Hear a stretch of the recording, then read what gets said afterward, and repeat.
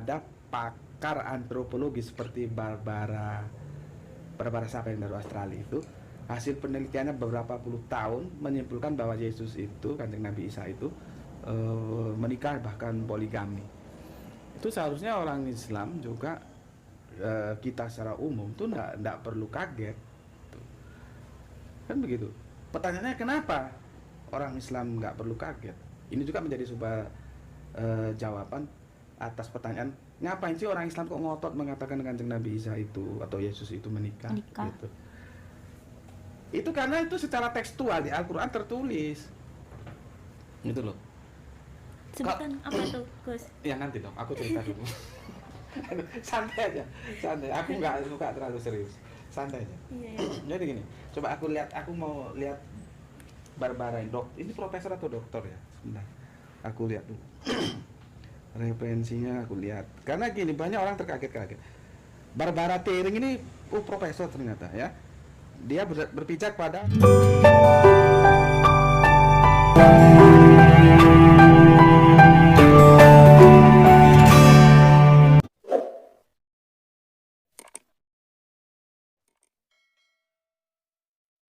Damai sejahtera di dalam kasih Kristus. Berjumpa lagi dengan saya, Didi Juli. Kita akan belajar berapologetika bersama-sama di channel ini. Dalam video kali ini saya mau menanggapi lagi video dari Gus Bedik. Sebenarnya ini video sudah agak lama, sekitar 9 bulan yang lalu, yang ditayangkan di channelnya Ayah Sofia, di mana Gus Bedik membedah ada sumber baru yang mencatat bahwa sebenarnya Yesus itu pernah menikah, bahkan punya istri 2. Kita sih orang Kristen nggak kaget dengan data-data seperti ini. Tapi sebelumnya mari kita bersama-sama melihat video dari Gus Bedik berikut ini. Ada pakar antropologi seperti Barbara Sapin dari Australia itu, hasil penelitiannya beberapa puluh tahun menyimpulkan bahwa Yesus itu, Kanjeng Nabi Isa itu menikah bahkan poligami. Itu seharusnya orang Islam juga, kita secara umum tuh enggak perlu kaget tuh. Kan begitu. Pertanyaannya kenapa orang Islam nggak perlu kaget? Ini juga menjadi sebuah jawaban atas pertanyaan, ngapain sih orang Islam kok ngotot mengatakan Kanjeng Nabi Isa itu atau Yesus itu menikah. Gitu. Itu karena itu secara tekstual di Al-Quran tertulis. Gitu loh. Sebutan apa tuh, Gus? Ya nanti dong, aku cerita dulu. Santai aja, santai. Aku nggak suka terlalu serius.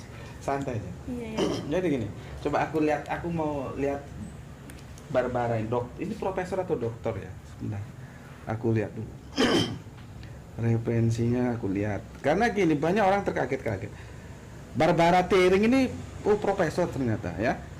Dia berpijak pada Perjanjian Baru dan Gulungan Laut Mati. Profesor Dr. Barbara Thiering dari Universitas Sydney, Australia, setelah melakukan penelitian terhadap gulungan laut mati selama 20 tahun. Bayangkan. Jadi dia kalau riset itu nggak tanggung-tanggung, 20 tahun dia riset. Artinya kalau kita mau membantah Barbara ini ya kita harus membuat karya ilmiah seperti dia buat gitu loh. Nggak bisa, iku enggak. Paradigma ilmiah nggak bisa begitu. Sebenarnya Gus Bedik itu bukan satu-satunya polemikus muslim yang mengatakan bahwa Yesus pernah menikah bahkan punya anak. Dulu pernah ramai juga di YouTube, yaitu pernyataan Ustadz Sanihu Munir. Ustadz Sanihu Munir juga mengambil sumber yang sama dari bukunya Barbara Thiering, di mana Ustadz Sanihu Munir mengatakan bahwa Yesus tidak hanya menikah, tapi dia juga berpoligami dan memiliki anak. Nah, satu lagi adalah polemikus muslim kenamaan yang sangat populer dan fenomenal, yaitu Ustadz Nandar. Dia juga pernah membahas ini, Yesus pernah menikah dan juga berpoligami. Jadi, menurut Gus Bedik tadi itu, sumber ini bisa diuji secara akademis, karena ini hasil dari penelitian seorang profesor teologi, yaitu Barbara Thiering. Nah, tahukah Bapak Ibu Saudara siapakah Barbara Thiering ini? Jadi Barbara Thiering ini adalah seorang teolog, tapi dia adalah teolog liberal yang tidak mengakui ketuhanan Yesus dan juga tidak mengakui semua mujizat yang dilakukan oleh Yesus. Barbara Thiering ini melakukan riset terhadap gulungan laut mati. Namun dia lebih tertarik kepada naskah-naskah Gnostik atau yang disebut sebagai Injil-Injil palsu atau Injil apokrif. Dalam bukunya Jesus the Man, Barbara Thiering mengatakan bahwa Yesus adalah manusia biasa yang terlahir dari kaum Esseni. Bapaknya, ibunya, kakeknya, semuanya adalah anggota dari kaum Esseni yang hidup di sekitar Laut Mati. Dan kemudian Barbara Thiering juga mengatakan bahwa Yesus itu menikah 2 kali. Yang pertama dengan Maria Magdalena, kemudian yang kedua dengan Lydia. Dan mereka dikaruniai 3 orang anak.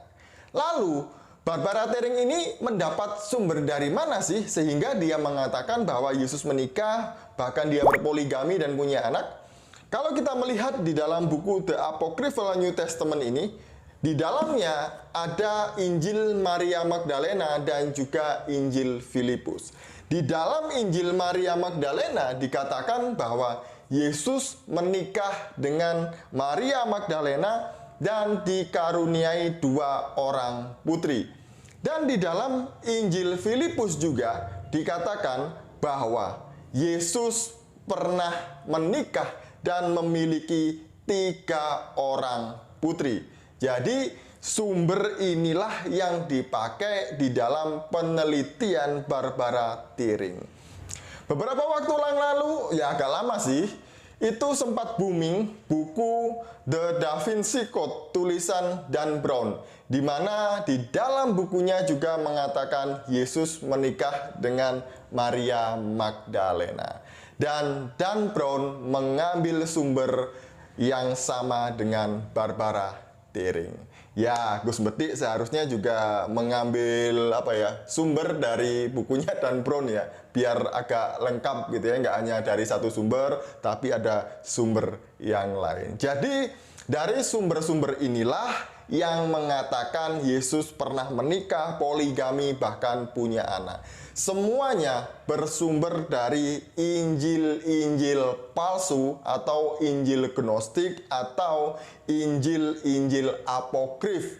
Injil palsu yang ditulis oleh orang-orang yang ngaku-ngaku sebagai murid Yesus. Semuanya masih ada, masih dilestarikan oleh orang Kristen, tidak dibuang ya, karena ini justru memperkuat bukti bahwa Alkitab itu benar, meskipun ada hoax-hoax seperti ini ya. Ya biarlah mereka mengambil sumber-sumber yang hoax seperti ini dari Injil-Injil palsu, nggak apa-apa. Itu memang kesukaan mereka yang palsu-palsu.